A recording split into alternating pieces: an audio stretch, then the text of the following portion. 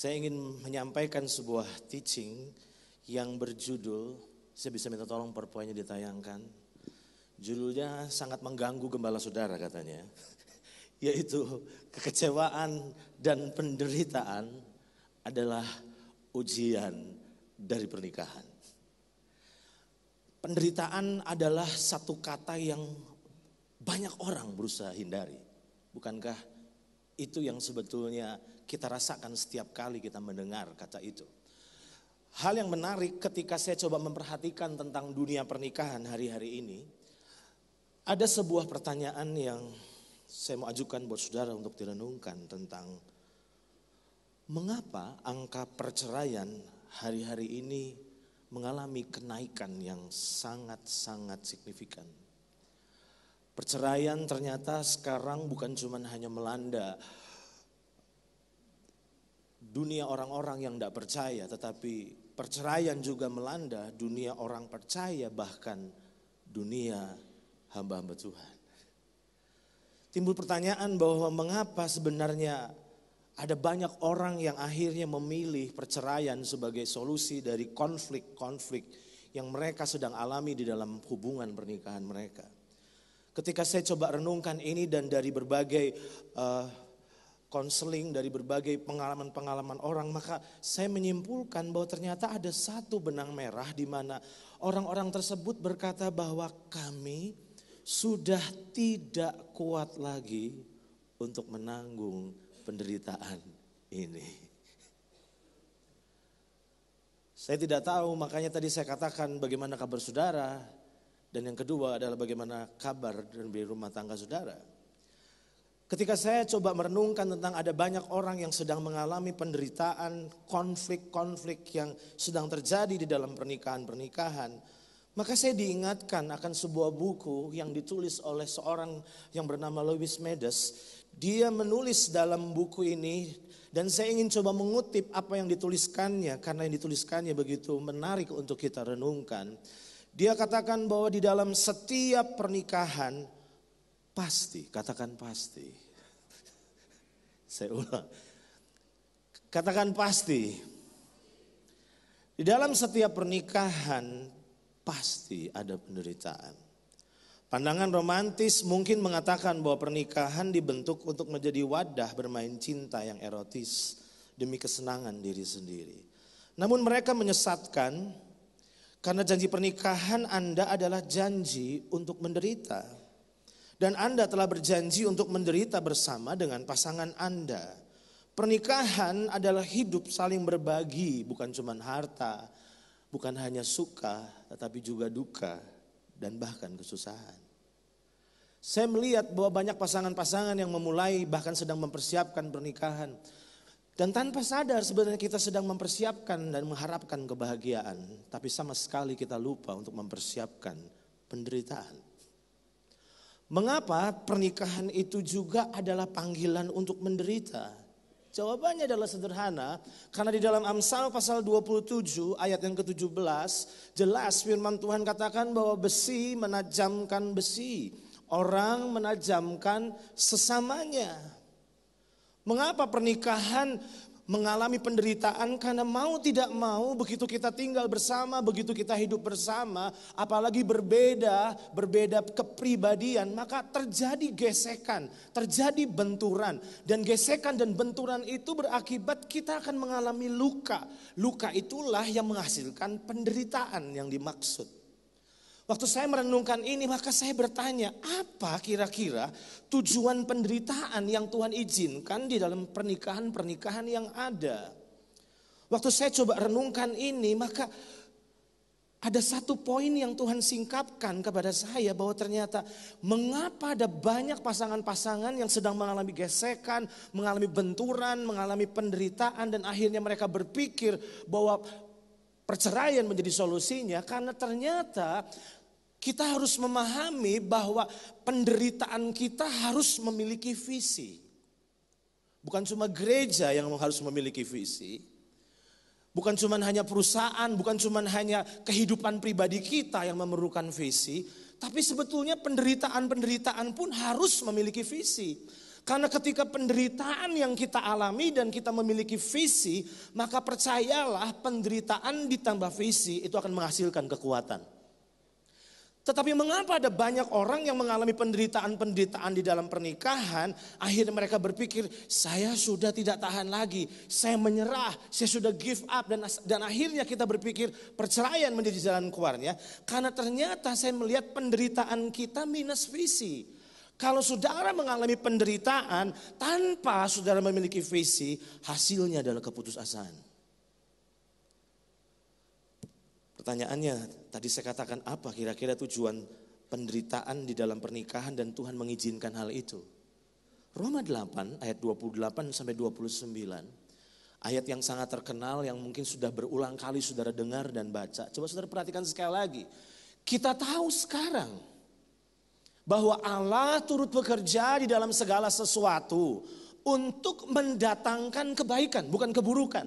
Bagi siapa? Bagi mereka yang mengasihi Dia, yaitu bagi mereka yang terpanggil sesuai dengan rencana Allah. Saya tertarik dengan kata rencana Allah, karena ada banyak sekali orang-orang percaya bertanya kepada saya, bilang, Pak, gimana caranya tahu saya apa yang jadi rencana Allah dalam hidup saya?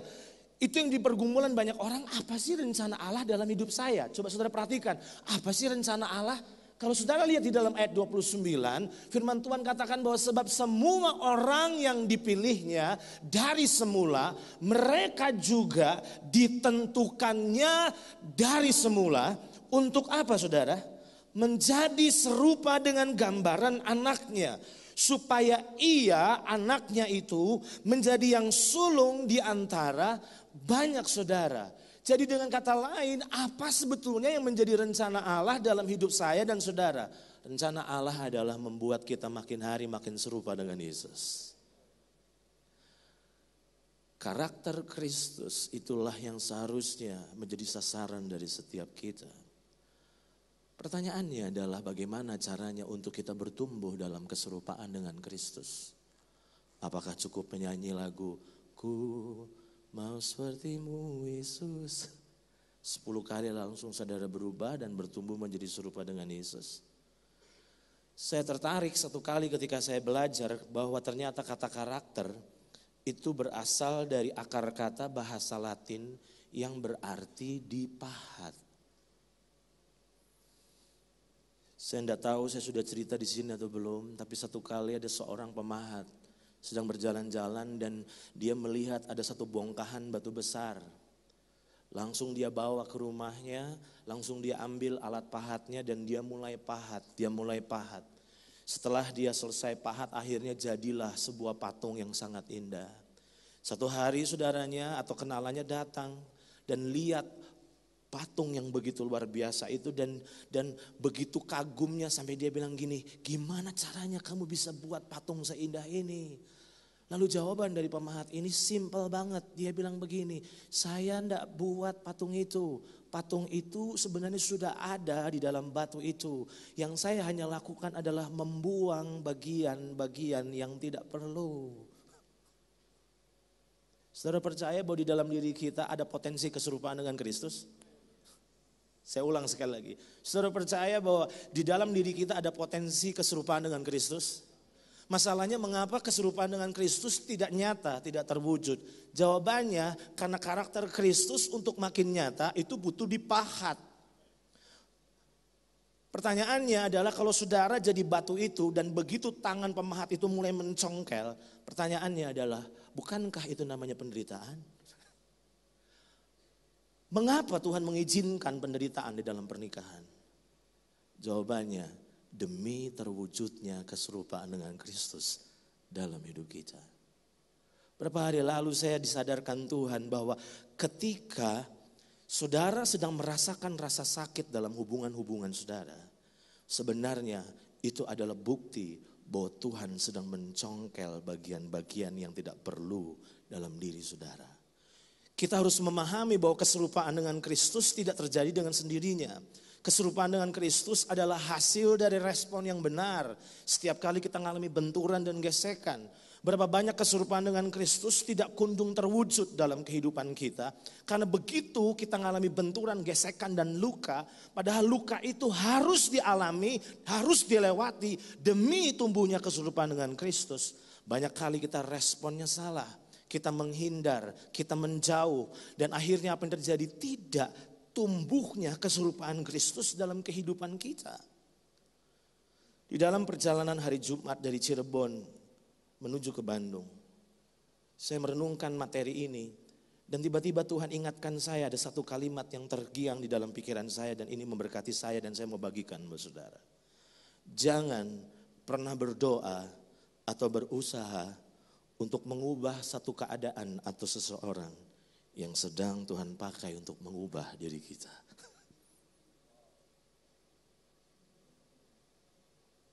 Saya ulang.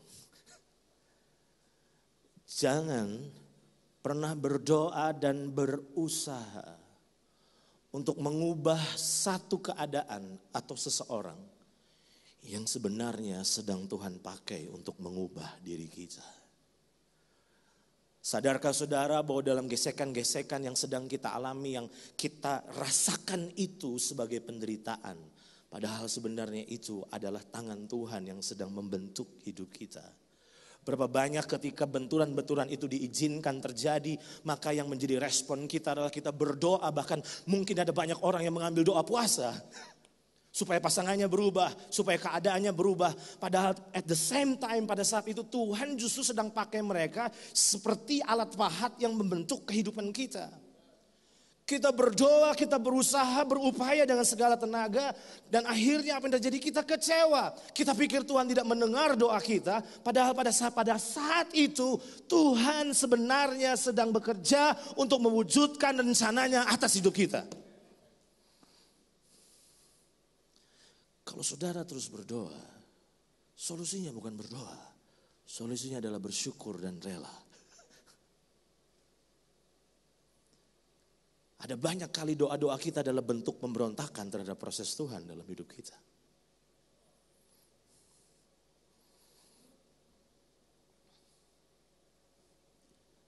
Salah satu buku yang menjadi favorit saya, setiap kali tema-tema pernikahan ada yang bertanya kepada saya, Pak, buku apa yang direkomendasikan untuk dibaca tentang pernikahan? Saya selalu merekomendasikan buku ini, tulisan dari Gary Thomas.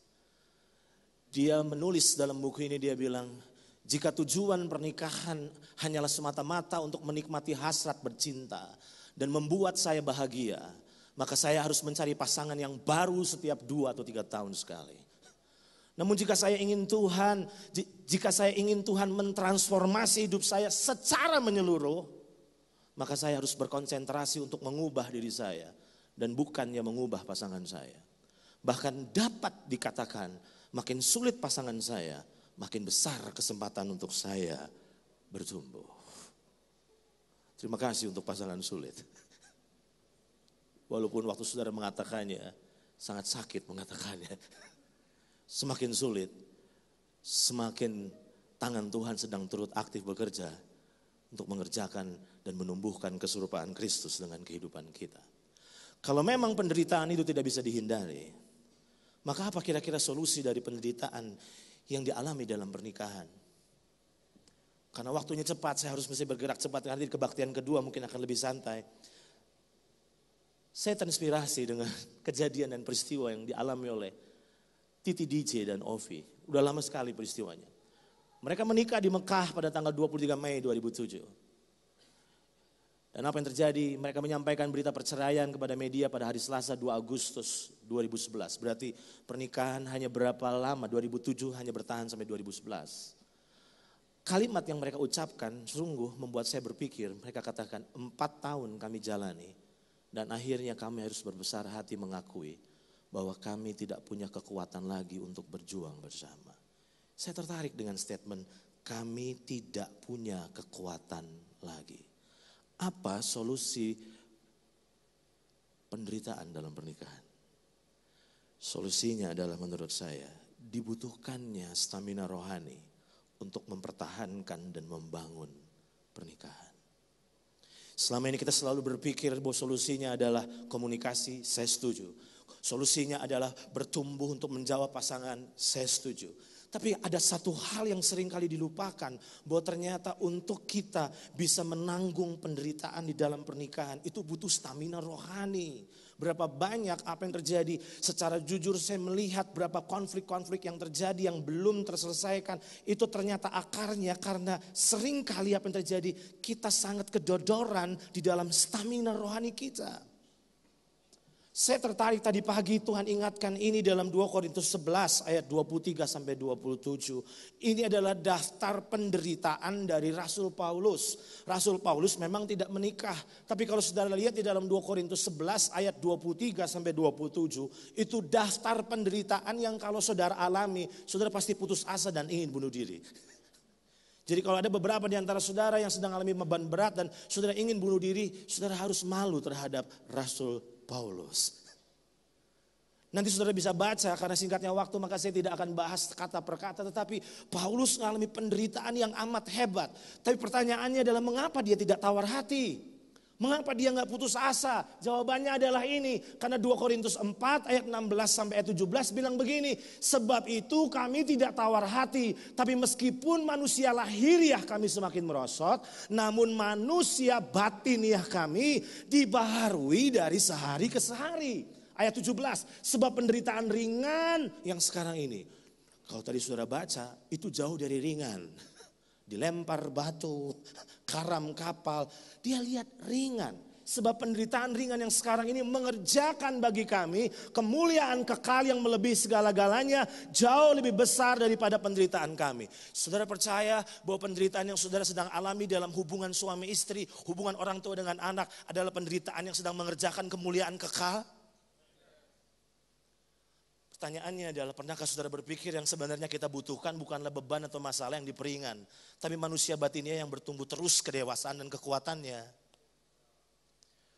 Berat atau ringannya satu beban bukan hanya diukur dari bobotnya. Beban berat atau ringan satu beban itu juga ditentukan oleh siapa yang menanggungnya. Satu barbel yang berat 5 kilo buat anak umur 2 tahun itu berat. Tapi buat orang dewasa yang umur 17 tahun itu ringan. Berapa banyak kita selalu berpikir gimana caranya supaya penderitaan ini segera berakhir. Lalu apa yang terjadi? Kita berdoa supaya pasangan kita berubah. Kita berdoa supaya keadaan diubah. Tapi kita lupa bahwa Tuhan sedang pakai semua itu untuk bentuk kita. Solusinya bukan keadaan yang berubah. Solusinya adalah saudara harus mengupgrade manusia batinia saudara. Amsal pasal 18 ayat 14. Firman Tuhan bilang bahwa orang yang bersemangat dapat menanggung penderitaannya. Tetapi siapa yang akan memulihkan semangat yang patah? Ternyata kata orang yang bersemangat di dalam bahasa Inggris bukan diterjemahkan cuma semangat, tetapi the spirit of a man. Berarti bicara tentang roh manusia. A healthy spirit. Pertanyaannya adalah, apakah spirit kita sedang healthy? Cek baik-baik, kapan kita mulai putus asa. Di saat penderitaan itu Tuhan izinkan dalam pernikahan-pernikahan kita. Dan setan selalu berpikir exitnya adalah perceraian. Padahal ternyata Tuhan bilang bertahan. Karena Tuhan sedang mengerjakan sesuatu yang kekal dalam hidupmu. Dan apa yang terjadi? Kita lupa bahwa ternyata stamina roh kita itu akan menentukan respon kita. Setuju? Stamina roh kita itu akan menentukan kekuatan kita di dalam meresponi satu beban dan penderitaan. Kalau memang tadi saya beri judul kekecewaan dan penderitaan adalah ujian dari pernikahan, maka kira-kira apa solusi dari kekecewaan dalam pernikahan? Solusi dari penderitaan nanti saya akan jelaskan. Solusi dari kekecewaan apa? Saya terinspirasi oleh pasangan legendaris Billy Graham dan Ruth Graham. Mereka berdua adalah salah satu teladan dari pernikahan yang bisa jadi berkat buat generasi. Ketika diwawancarai apa rahasia pernikahan mereka, Ruth Graham menjawab, pernikahan yang bahagia adalah bersatunya 2 orang pemaaf. Bagian saya adalah mengasihi Billy dan bagian Tuhanlah yang mengubahkannya. Berat ya. Mudah diucapkan, tapi sakit untuk dijalani. Apa rahasia pernikahan mereka yang sukses?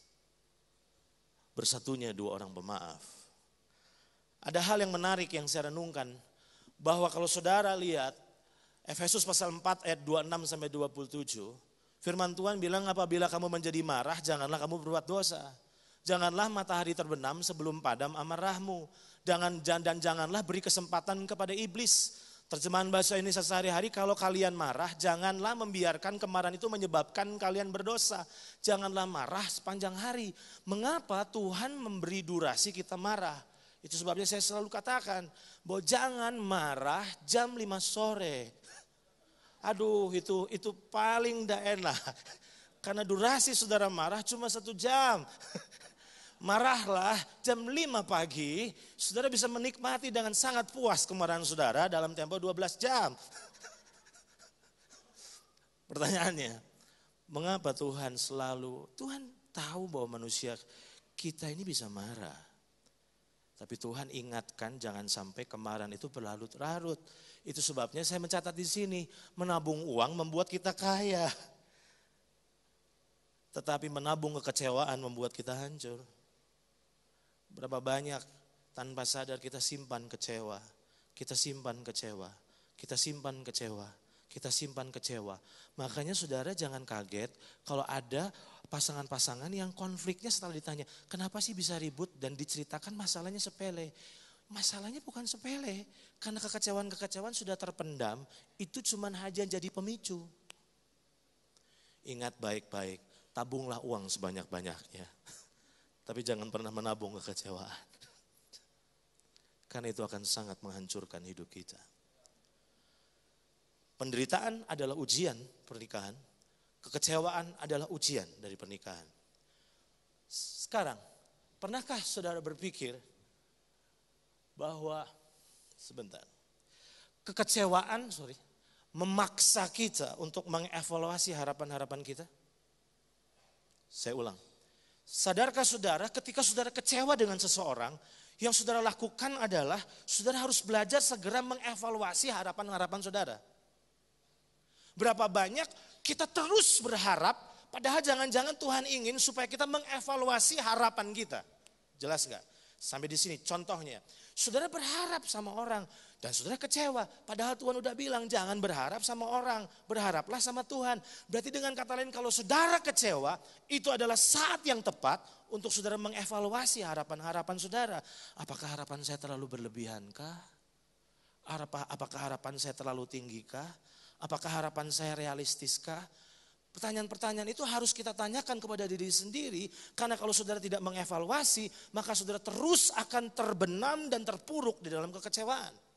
Saya tertarik dengan tulisan Gary Thomas, dia bilang begini. Aduh, kalimat ini luar biasa. Jika saya berhenti menerima dari Tuhan, saya akan mulai menuntut dari orang lain. Boleh saya ajak saudara baca dengan suara keras? Oke, siap? 1, 2, 3. Jika saya berhenti menerima dari Tuhan, saya akan mulai menuntut dari orang lain. Sekali lagi, 1, 2, 3. Jika saya berhenti menerima dari Tuhan, saya akan mulai. Kita akan belajar dari satu tokoh di Alkitab, yaitu perempuan Samaria. Apa yang saudara bisa pelajari ketika Yesus berjumpa dengan perempuan ini? Perempuan ini gagal mengalami pernikahan. Gagalnya nggak tanggung-tanggung, 5 kali. Kawin cerai 2-3 kali aja udah susah. Ini 5 kali dan terakhir yang ke-6 membangun hubungan dengan pria yang tidak terikat dalam pernikahan. Menarik sekali kalau saudara pelajari apa yang menjadi solusi Yesus kepada perempuan ini. Yesus ngomong tentang air hidup. Apa hubungannya? Yesus ngomong tentang isu penyembahan. Mungkin sudah tahu kan Yohanes pasal 4. Saya pikir harusnya isu itu lebih tepat disampaikan pada Nikodemus. Tapi kenapa isu penyembahan kok disampaikan kepada perempuan Samaria? Waktu saya renungkan ini, apa sih hubungannya? Saya diberkati oleh tulisan dari Paul Karam dalam buku Kekristenan Sejati.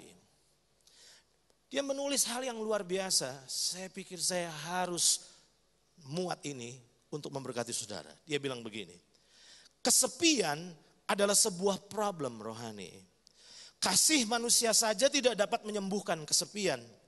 Seseorang bisa saja berada di tengah keramaian, namun tetap merasa sangat kesepian. Bahkan pernikahan sekalipun tidak dapat memecahkan masalah kesepian. Karena dalam pernikahan, seseorang masih dapat merasa terasing dan tidak puas. Jika seseorang berusaha memperoleh segala yang ia cari dalam diri seseorang, saya rasa orang tersebut tidak akan pernah menemukan yang namanya kebahagiaan. Dia lanjutkan dalam buku ini. Jika ketidakbahagiaan tidak ditaklukkan, ini buat yang belum menikah. Jika ketidakbahagiaan tidak ditaklukkan sebelum pernikahan, maka pernikahan itu pun tidak akan mendatangkan kebahagiaan.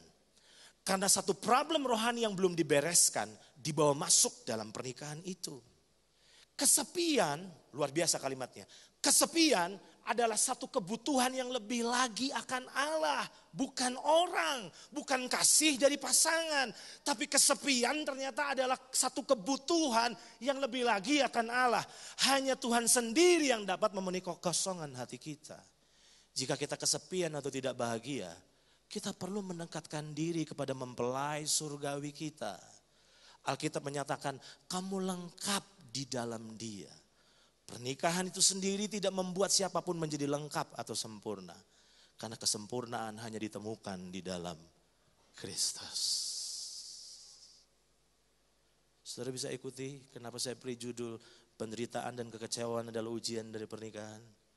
Solusi dari penderitaan adalah bukan bagaimana berusaha mengubah pasangan kita, tapi meresponi tangan Tuhan yang sedang membentuk kita dan terus mengupgrade kekuatan manusia batiniah kita. Itu sebabnya ketika Yohanes pasal 4 ayat 21 sampai 24 saudara ikuti, perempuan Samaria yang punya problem kegagalan rumah tangga 5 kali, Yesus sedang bilang begini, sebenarnya problem kamu bukan kamu belum menemukan the right man. Sudah bisa paham gak sampai di sini?